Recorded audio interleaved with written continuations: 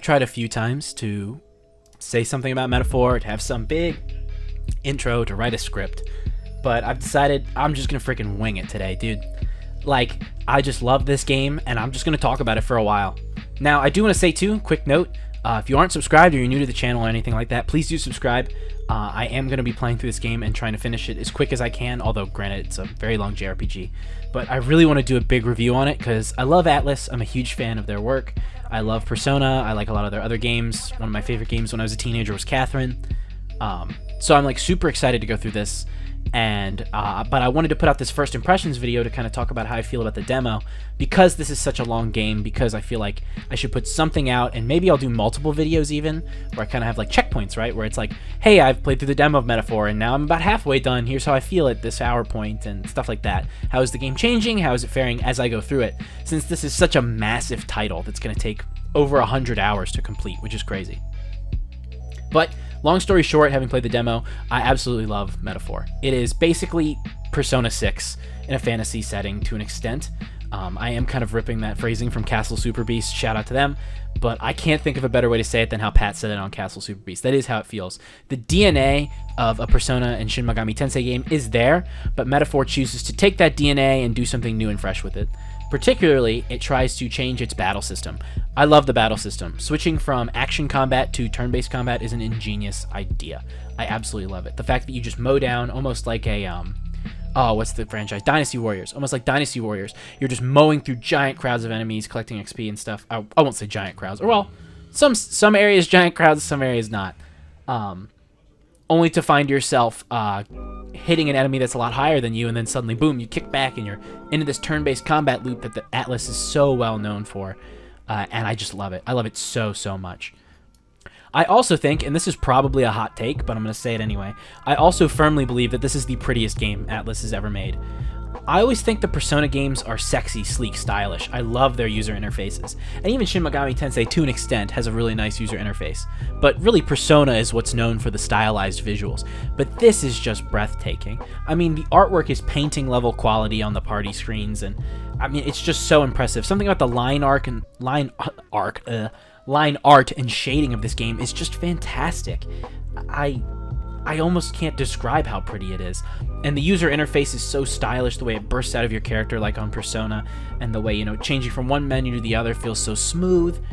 It runs perfectly. I haven't experienced any stutters like some people have, but I am playing on PS5, so that could be the reason why. PC could be, you know, experiencing it differently. It has to be optimized differently, so there's a good chance that that's what it is. But still, despite that, I'm absolutely in love with it. And particularly what I love about the combat is how challenging it is. I am the kind of gamer who enjoys a challenge, who enjoys, you know, different difficult things that go on, and I particularly love how much this game pushes me to really think strategically. Now, I know Persona does that as well, and I know I'm kind of doing it to myself, playing on hard mode for Metaphor, but I love it. I love having to grind. I love all those things. I love completely throwing myself into the experience. And I love the way the grind system works in this game. I think it really keeps it feeling fresh. It's so easy when you're grinding in Persona to get bored. Especially in some of the more modern ones, where when you get to that level where you can kind of execute personas really quickly or have the game kind of play itself to an extent, it can become so mundane. But running through the dungeons and switching between weapons so that you can, you know, regain your mana by, you know, using the mana attacks with the staff actually regains your mana in Metaphor, which is sick. And the same thing with the healer's mace. You heal yourself when you hit. It's so cool, and it allows you to be like, all right, I've pushed through, I'm out of mana. Instead of having to leave and then come back to the dungeon like you would in Persona, for example, you just switch to the mana staff, and then you start running around and you get your points back, and then you can keep pushing through the dungeon. And by doing that, you can also go and level up. You can get more experience. Doing that feels like such a smooth, it feels like it was always meant to be that way. And Metaphor has truly thought about every single little detail. That's what I really think is incredible about its combat system, is every single little thing, from the music to the sound effects to the interactions, all of it feels so well thought out. It feels like every recent game Atlus has worked on has been them testing the waters to make this game. Now, with that being said, also, Metaphor being a new franchise also allows them to be very heavy-handed with the story, and I actually think that's great. I loved Persona 5 so much, and it's one of my favorite games of all time, because it wasn't afraid to shy away from more serious topics.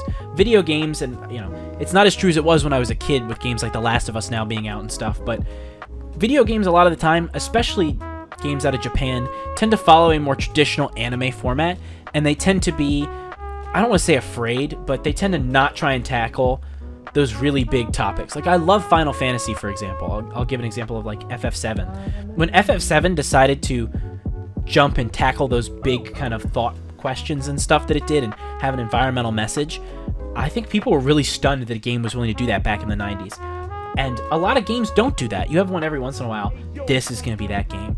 I enjoy the politics it gets into. I enjoy the storytelling.